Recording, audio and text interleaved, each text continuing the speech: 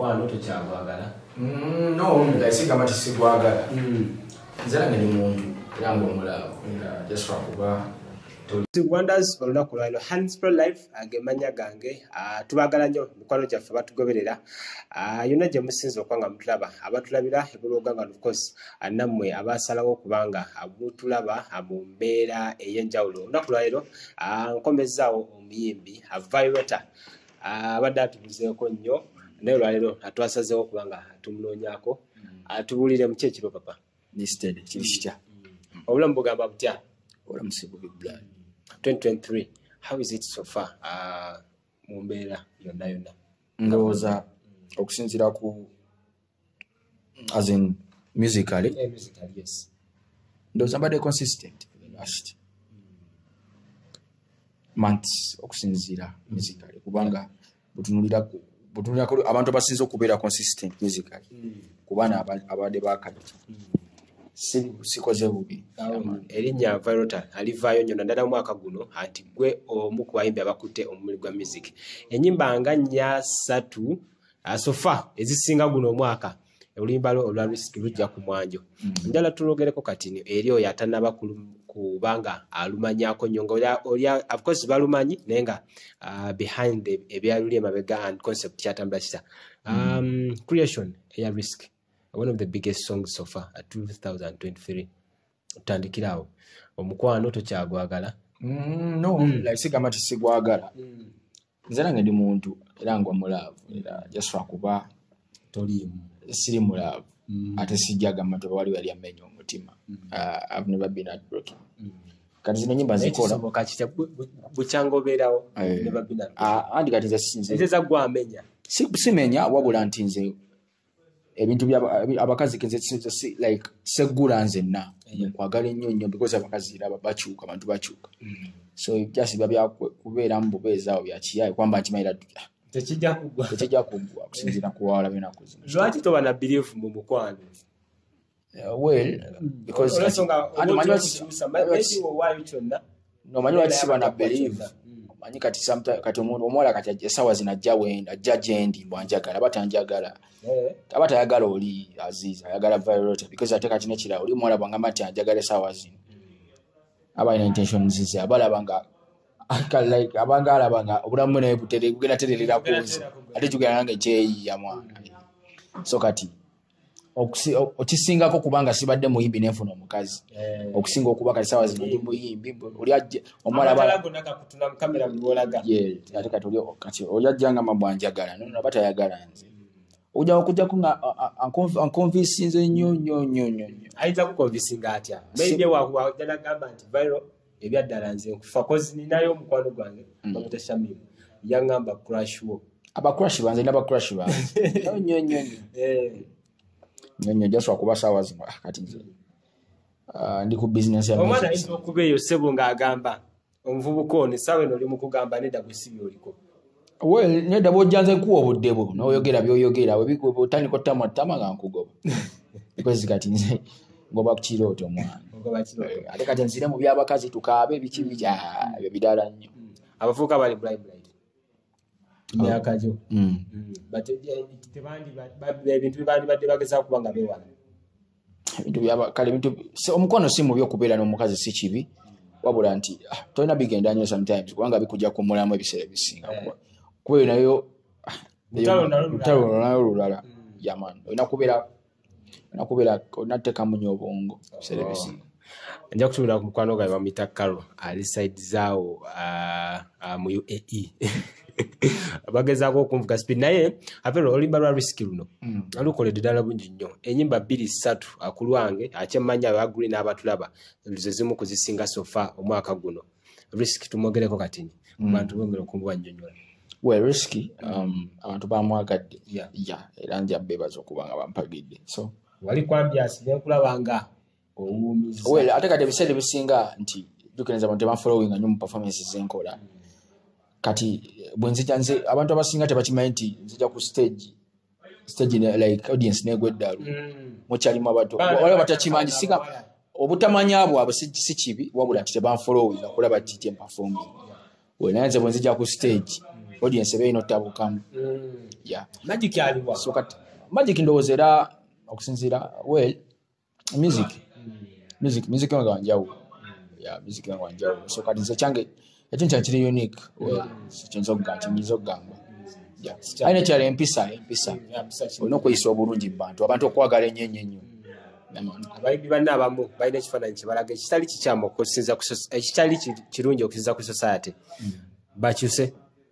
bayimbi ki abayimbi we bali bayimbi ngaki abayimbi nga alien bantu bagamba engeri gyabaportrayinga ebikola ebyo byagaaya n'ebirala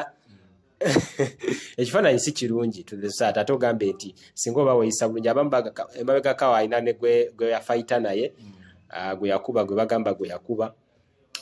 ekifaananyi which is not good to the society ogamba kulina kuba kweyisa bulungi olaba eneeyisa y'omuntu mu bantu kisinzira background ye yakuzibwa atya ate sinagamba nti oba yakuzibwa atya akulidde mu society ki kati Lenskini bw'abeera nga kale abantu bo balaba yeeyisa bubi waliwo abantu abeeyisa bubi okusinga Lenskini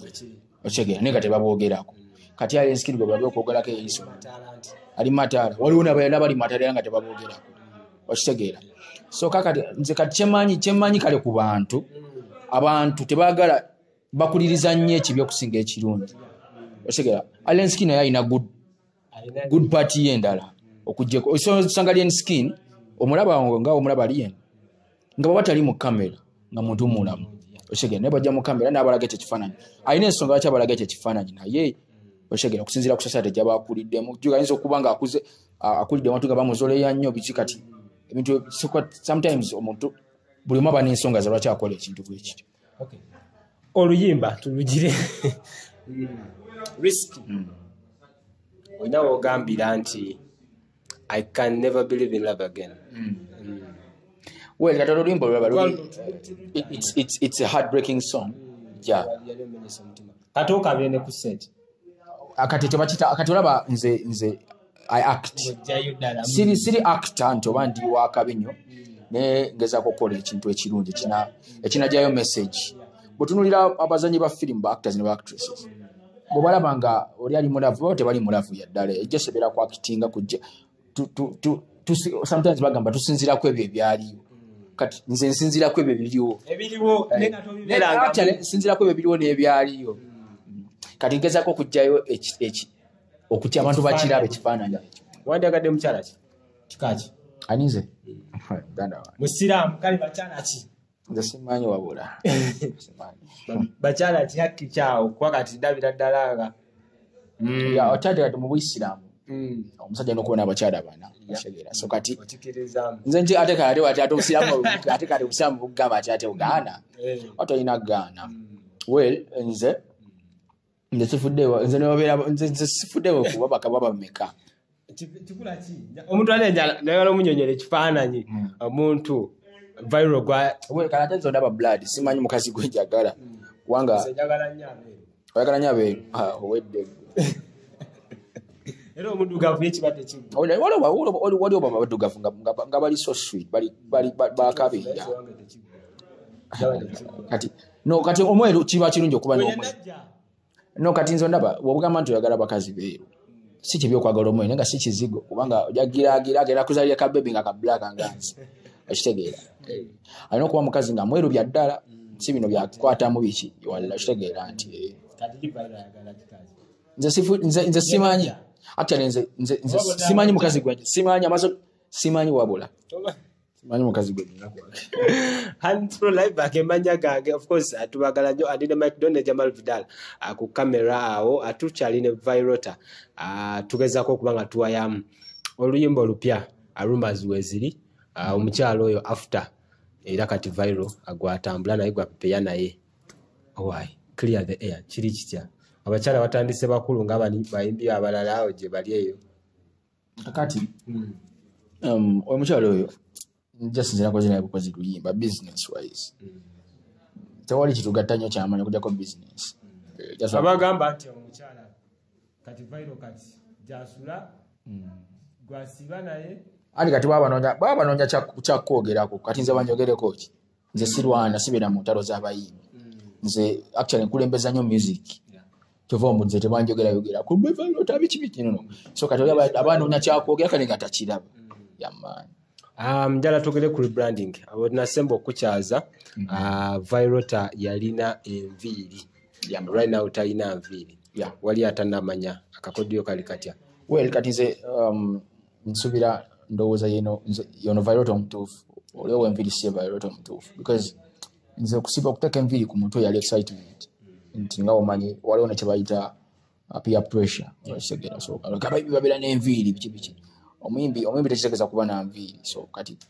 bwe nakitunulamu nenkula mu bwongo kati nakitegeera nenzijjako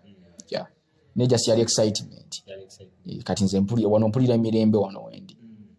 Omwaka guno asofe ennyimba olinawo 2 3 omwaka guno inawo mmeka guno omwaka gwe tulimu guno kokka 2 ndowooza era no mistake nja kutumira ku mukwano gwa next so yomanyi yampita nokolo nga mumaliriza nagamba no wandize wano akwana ali up country musajja wange nyo producer next so musajja wa kabinyo okozesa ba producer bana babiri abasinga ba producer awalo bakwano banga abamu bagamba nzisiga ba data wange then abalala bo bakigira kakodiyo ki obayagala kintu kirungi obayagala kufuna ndowooza nnyingi obayagala kitya olaba bagamba nti kamu gwe muganda oshagera two heads are better than what so kati kukyobomanya gyemuko mukola ekintu nga mulimu emitwe egy'enjawulo gyekikoma okubeera ekirungi akati producer nexo actually nze nalaba producer nexo nga sanabana kuba hit abadde webbanga ddene nalaba producer kati nagamba bano omanyi producer nexo tumuwe ateke mu field ye alumalirize n'alumasteringa era nalukuba bulungi nnyo kekakodyo tewali kyamaani kufuna kintu kisinga kufuna kintu kyakabi. Then njala tumalirize omwaka guno sofa ebbanga erisigaddeyo abawagizi bo biki by'oyinza okuba nga obasuubiza. Nze suubiza ne situukiriza ate nze siri wa lulango mulimu okwesudiya kati otunulira nze nze ndaba nesudiya okusinziira ku waka gwenfuluma olina okubaamu okwesudiya nawe ate nze sesudiya nze ogamba nti ngenda kukuwabo ku bituni zokka nga zakabiira zejokkuba kubanga era nabagamba lulinga nakatandi bulungi ne bagamba watch me abamu ne bawakala era kati batandise okkonda mandowooza so kati nze kyomanyi guno omwaka birungi era byokka jasi bantekeko maaso weegati abiri.